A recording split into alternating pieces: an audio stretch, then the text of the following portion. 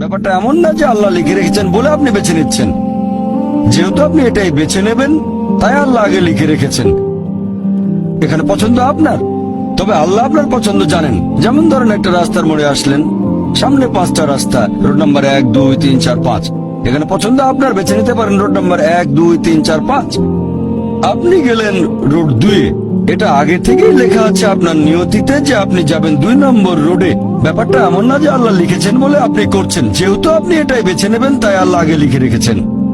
তাহলে পছন্দ আপনার। আপনি চাইলে টাকা উপার্জন করতে পারেন ভালো কাজের মাধ্যমে, হালাল উপায়ে, অথবা পারেন চুরি করে হারাম উপায়ে। পছন্দ আপনার। ধরেন চুরি করলেন, এটা আপনার সিদ্ধান্ত। তবে আল্লাহ আগে থেকে জানেন যে এই লোকটা সহজে টাকা পেতে চায়, তাই চুরি করবে। তাই আল্লাহ আগে লিখে রেখেছেন যে এই লোকটা 25 বছর বয়সে চুরি করবে। এখানে দোষটা কার? দোষ আসলে আপনার। তবে আল্লাহর আছে ইলমে গায়েব, তাই তিনি আগেই লিখে রেখেছেন।